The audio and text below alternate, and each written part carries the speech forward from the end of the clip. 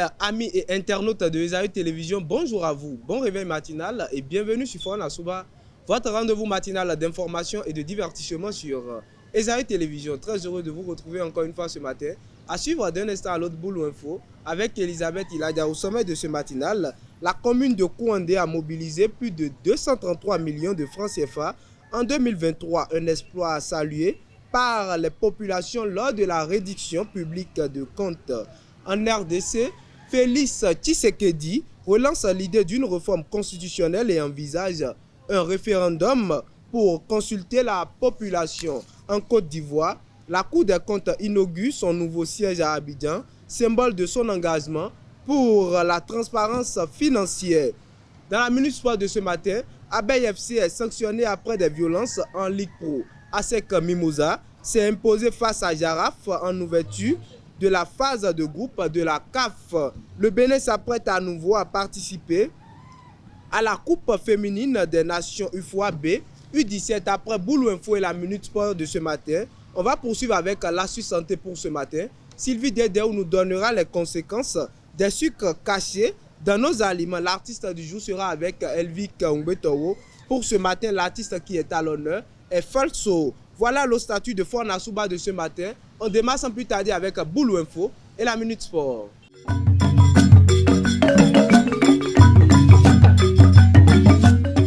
Elisabeth Iladia, bonjour. Bonjour Mouidine. L'actualité, c'est avec vous. Bonjour à toutes et à tous et bienvenue dans Boulou Info.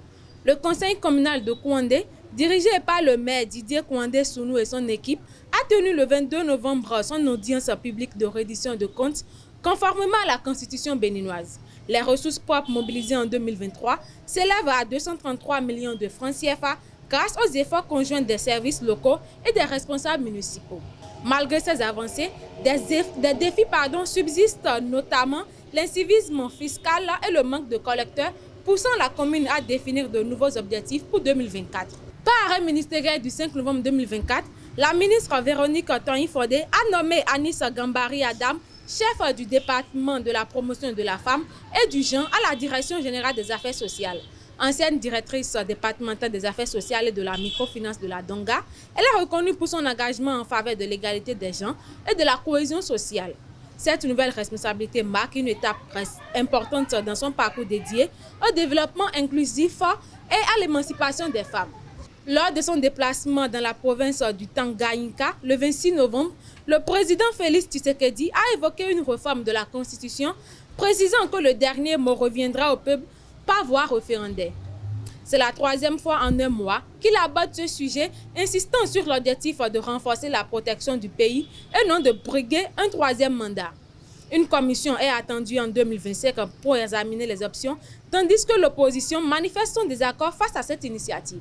Le 26 novembre, la Cour des comptes ivoirienne a officiellement inauguré son nouveau siège à Abidjan en présence du vice-président et de plusieurs officiels.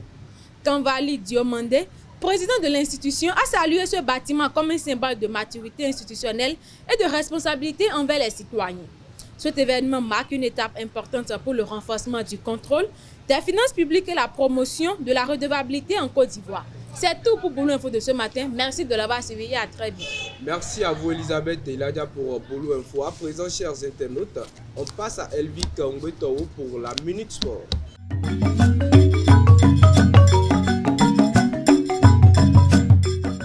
Elvik Ongbetowo, bonjour. Bonjour Mouidine. La Minute Sport, c'est avec vous. Amis internautes, bonjour.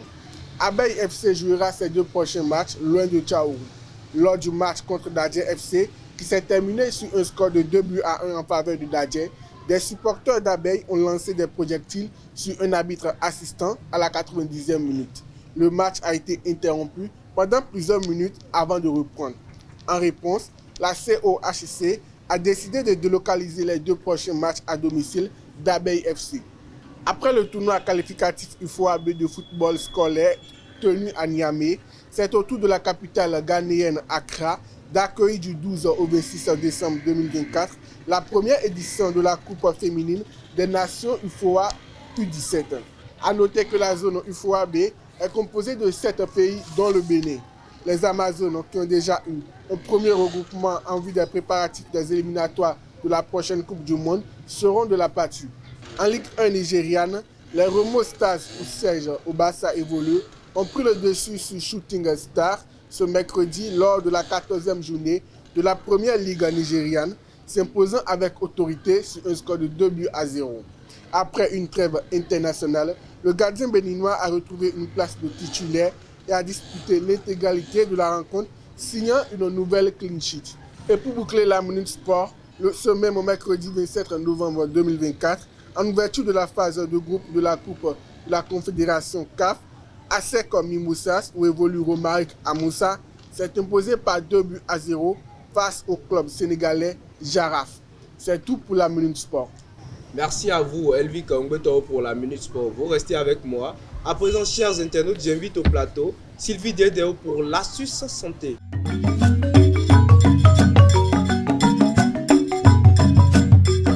Sylvie Dedeo, bonjour. Mouidine Lawani, bonjour. L'astuce santé, c'est avec vous. Bonjour à tous et bienvenue dans votre rubrique Astuce santé.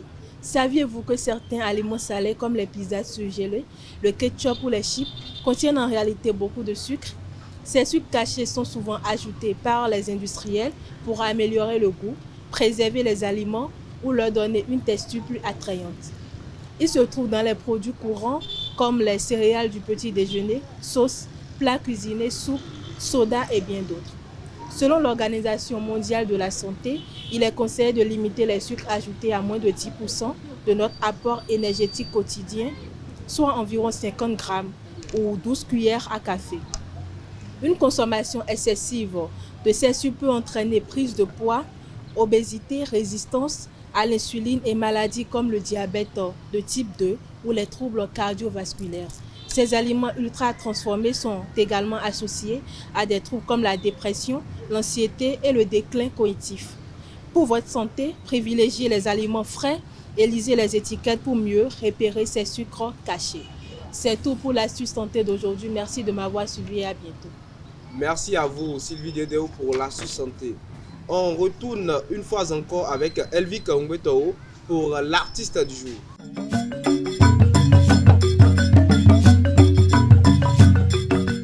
L'artiste du jour, c'est également avec vous, Elvi Kaongbeto. Bonjour à nouveau. Bonjour à nouveau, Moïse.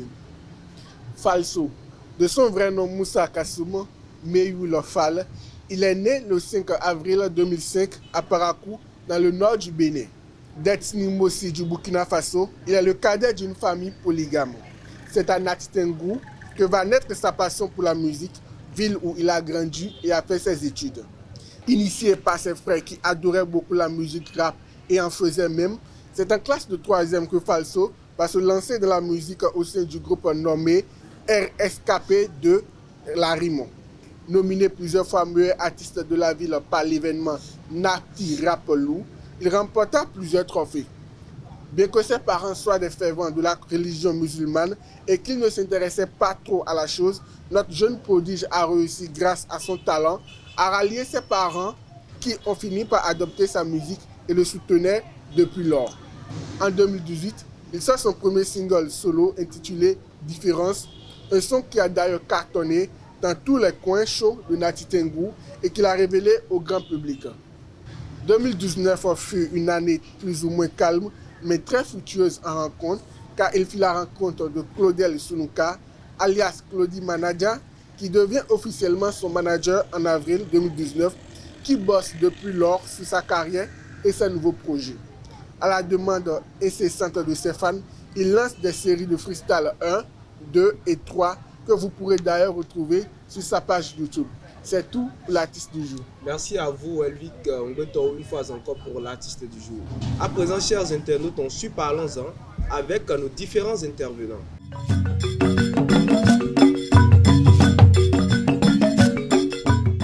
Parlons-en, c'est avec vous. Elisabeth Iladia, bonjour à nouveau. Bonjour Moïdi. Sylvie Dedeo, bonjour à nouveau. Bonjour Moïdi.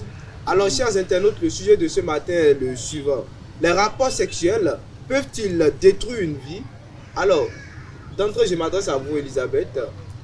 Que sous-entend le sujet pour vous? Je crois que le sujet veut dire en quelque sorte que les rapports sexuels peuvent détruire une vie. C'est-à-dire que les bases sexuelles, les relations sexuelles peuvent détruire en réalité la vie d'une personne. Sylvie, une idée sur le sujet? Bon, pour moi, le sujet de mentir, les ébats sexuels, par exemple, peuvent gâcher l'avenir. Parce que quand on parle de vie, c'est avenir. Alors, sur ce sujet, quelle est votre position? Bon, moi, par exemple, je suis pour le sujet. Pour moi, les rapports sexuels peuvent détruire la vie d'une personne. Ok, Elisabeth? Je suis contre. Les rapports sexuels ne peuvent vraiment pas détruire la vie d'une personne. Et pourquoi? Bon, moi, je dirais que, plutôt que de dire que les rapports sexuels détruisent la vie d'une personne, on peut plutôt dire que ce sont les conséquences en réalité. Parce que même les études ont prouvé que avoir une vie sexuelle régulière peut contribuer à la santé cardiovasculaire, même à l'épanouissement d'un couple. Donc, je crois que si dans certains contextes, les rapports sont consentis, c'est-à-dire qu'il n'y a pas vraiment de problème là, sauf les conséquences quand on n'est pas vraiment préparé et qu'on n'est pas... En tout cas, quand on est dans certaines situations, c'est là que ça peut avoir des problèmes. Sylvie, vous êtes contre le sujet. Oui. Le sexe peut détruire une vie. Vous êtes pour le sujet. Oui, Le sexe oui. peut détruire une vie. Alors pourquoi? Bon, d'abord, je suis d'accord avec Elisabeth sur le fait où, bon, quand on est consenti, c'est bon. Mais je prends le cas maintenant où la personne n'est pas consentante, où c'est un viol par exemple, ou un abus. Dans ce cas, ça détruit la vie de la personne parce que la personne est traumatisée et à cause peut-être de ce rapport que cette personne a eu, il peut ne pas, ou bien il ou elle peut ne pas se concentrer sur une relation, ou bien c'est un choc émotionnel que cette personne a reçu.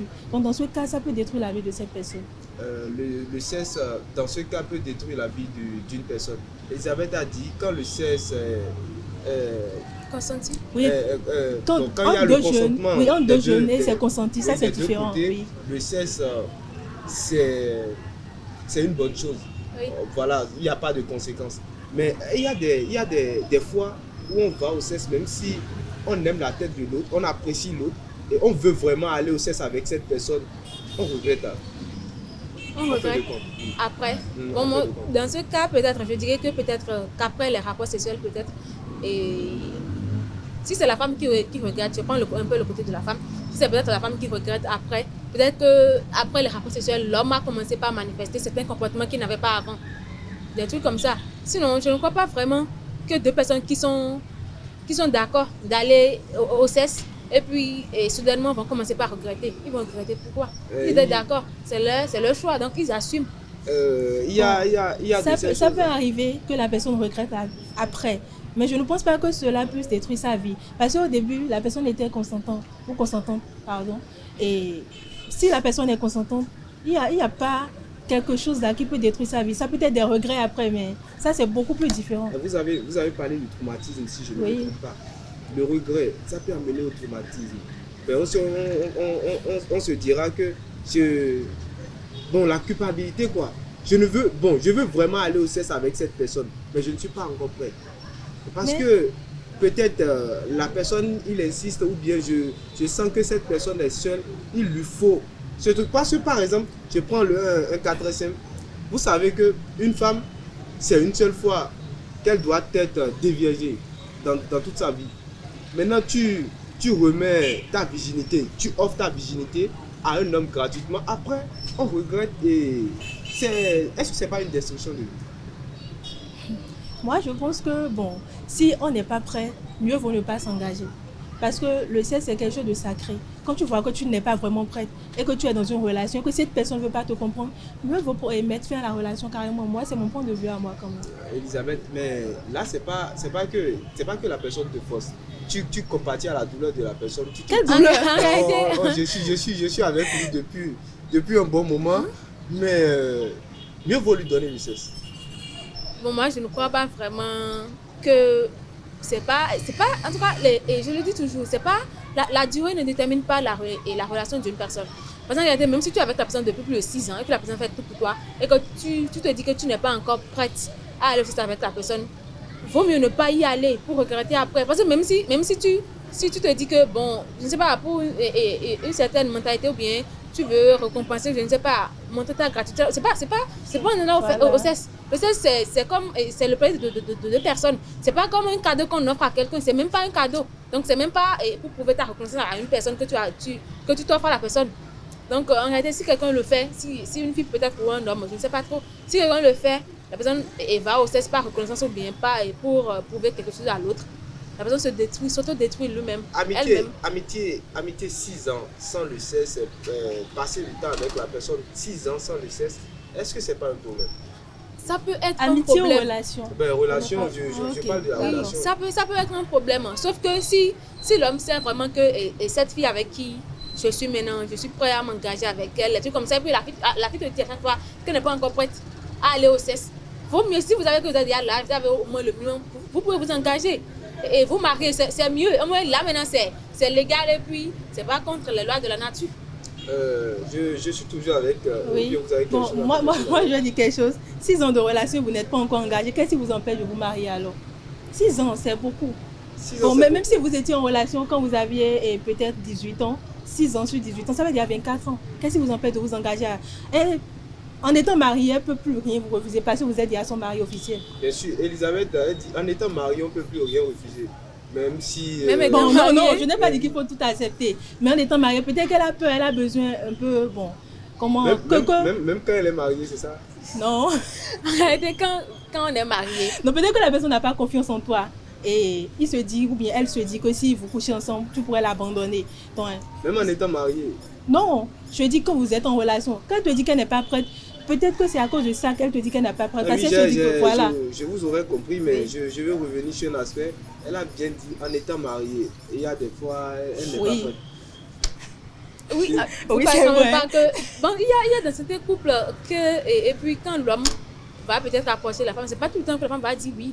C'est pas tout le temps que l'homme se va dire oui. Oui, Peut-être c'est maintenant que vrai. vous avez des problèmes au boulot, c'est-à-dire que vous avez déjà tout ce stress-là, et que vous n'êtes même pas dans le mood, que quelqu'un vous approche. Vous avez des trucs comme ça. Et moi, je C'est pas. croyais que les problèmes de foyer restent dans le foyer, les problèmes extérieurs. Non, comme non, le en réalité, boulot. on ne même peut pas quand tu dire as un ça. problème au boulot, tu peux ramener ça à la maison pour parler avec ta copine, Ta ta femme. Et puis comme ça, et vous allez partager vos problèmes et puis vous allez résoudre ça, Ça, et de manière plus fluide. Ça c'est la discussion, mais on parle ici de l'expression du bas ventre. Voilà, vous me comprenez bien. Moi, je comprends. Moi, Vous je me te comprenez comprends, bien. oui. Et l'homme décide que ce soir, il veut aller au sexe avec ça, du ciné avec sa femme. Et elle dit qu'elle n'est pas consentante. C'est ça, vous dire que c'est pas tout le temps, c'est pas tout le temps quand l'homme aura envie que la femme aussi va accepter. Par exemple, quelqu'un qui vient de perdre peut-être, et la femme vient peut-être de perdre son grand-père, un grand-père avec qui elle a grandi ou qu'elle a tellement d'affection. Vous croyez que ce soir, elle lui dit ça, elle peut un oui chiffre avec des chaussures. Moi, je crois que je vais accepter. Et bon, on dit c'est en mangeant que l'appétit vient, même si moi-même je n'ai pas envie. Et au bout du film, peut-être que l'envie Elisabeth, c'est en viendra mangeant également. que l'envie vient. Oui. Sauf que c'est pas Mais on toute la revient sur le nourriture. sujet. Oui. Les rapports sexuels peuvent-ils détruire une vie? Et je suis avec vous, Elisabeth. Il y a de ces rapports sexuels-là. Et les deux partenaires sont d'accord à aller au sexe. Mais ils vont au sexe sans se protéger. Et en fin de compte, il y a des MST, les maladies Voilà. sexuellement transmissibles. Est-ce que ce n'est pas une destruction de vie? Non seulement les MST, il y a également, il peut y avoir des risques de grossesse non désirés. Bon, je crois que là, on détruit sa vie. Mais sauf que c'est pas en réalité le rapport sexuel, c'est pas en réalité les rapports sexuels qui ont détruit la vie. Mais Ce sont c'est- les conséquences. l'inconscience. c'est- Ce sont les c'est- conséquences. Parce qu'en réalité, si c'est le rapport sexuel qui a déclenché les MST. ce sont les conséquences et des rapports sexuels. Parce qu'en réalité, quand la personne sait et que par exemple maintenant je suis élève ou étudiante et que je ne vais pas tomber enceinte parce que j'ai encore des années d'études ou je ne sais pas trop. Donc tu sais qu'en allant, tu dois forcément te protéger. Et puis quelqu'un que tu viens à peine de connaître, je sais pas, tu le connais maintenant, un truc de 6 mois. Même si tu le connais, comme vous l'avez dit, déjà à 6 ans, bon, vous avez passé 6 ans de temps ensemble. Est-ce que ça vous garantit que cette personne n'a pas les MST? Non. Non, ça ne garantit Ça ne rien. garantit rien. Déjà en 6 ans, bon, comme on l'avait dit au début, si pendant ces 6 ans, on n'est pas allé au sexe ensemble, rien ne prouve que cette personne ne voit pas ailleurs, par exemple. Et rien ne prouve aussi qu'il n'est pas malade aussi. Voilà. Donc vous avez peut-être raison, mais sauf que mais en tout cas quand vous êtes en relation depuis 6 ans et que vous voulez vraiment vous engager, il y a des tests qu'on fait. Ça pour ceux qui sont Est-ce que se la malade, jeunesse c'est vrai. d'aujourd'hui est tellement patient pour ces tests-là? on a dit chacun avec Pour moi, je son crois éducation que et sa mentalité. si je vais Ça proposer fait- quelque chose, c'est que chaque fois qu'on va vouloir se mettre en relation avec quelqu'un, que chacun ait fait ses tests et on compare les rapports avant de de vraiment s'engager. C'est ce qu'il faut faire vraiment ça. Il faut vraiment faire ça. Sauf que maintenant, personne n'aime plus dépenser à l'hôpital. Même, il y a même d'autres maintenant qui ne connaissent même pas leur groupe sanguin. C'est quand ils auront des accidents maintenant qu'ils iront à l'hôpital et qui seront dans... Je connais mon groupe sanguin. Qui sont dans des cas un peu plus compliqués maintenant, qui sont en train et que les docteurs vont courir de gauche à droite pour leur sauver la vie. Alors que ces trucs-là sont de petites choses qu'il faut faire. On banalise et ça nous rapporte. On banalise. Voilà. Elisabeth a parlé ce matin des conséquences négatives des rapports sexuels. Est-ce que Sylvie, selon vous, puisque vous défendez le cours du sujet, est-ce que les rapports sexuels ont toujours des conséquences négatives sur la santé? Non, pas toujours négatives. Moi, j'ai juste parlé du cas où la personne n'est pas consentante. Et si la personne est consentante, il y a beaucoup d'avantages. Genre, quand vous allez au rapport sexuel régulièrement, ça réduit les risques de maladies cardiovasculaires, d'hypertension et tout. Et ça aussi, ça rajeunit la personne. Quand vous allez régulièrement au sexe, vous vous sentez beau, belle, vous vous sentez désiré. Ah bon? Oui. Quand on va au sexe, on est beau et belle. Elisabeth, vous êtes d'accord? Moi, je ne sais pas pour ça. Je ne sais pas si on est beau et belle. Mais c'est au moins que bon, les études disent que ça donne une bonne santé cardiovasculaire, ça réduit l'anxiété, des trucs comme ça. Mais c'est pas si ça réduit rend même les migraines, belle. le stress et tout ce qui va avec. Les migraines, le stress, Oui. du boulot et tout. Un mot pour finir, c'est tout. Bon, pour mot de fin, moi je dirais que les rapports sexuels ont des avantages positifs. Mais c'est l'aspect non consentant que moi je défends. Par exemple, et je vais dire à toutes les filles, quand vous n'êtes pas prêts pour les rapports sexuels et que votre partenaire vous y force, refusez ou carrément rompez cette relation, c'est mieux. D'accord. Elisabeth? Je dirais aussi que les rapports sexuels ne gâchent pas la vie. Ça ne détruit pas la vie d'une personne. Ce sont plutôt les conséquences qui détruisent la vie de quelqu'un. Et puis, comme Sylvie l'a dit, il faut être prêt, consentant, avant d'aller aux choses de grand. Il faut être prêt, consentante avant d'aller au sexe. Merci à vous, Elisabeth Iladia. Merci Sylvie Guédéo. Chers amis internautes, c'est tout pour ce rendez-vous matinal. Merci d'être restés avec nous et à très bientôt.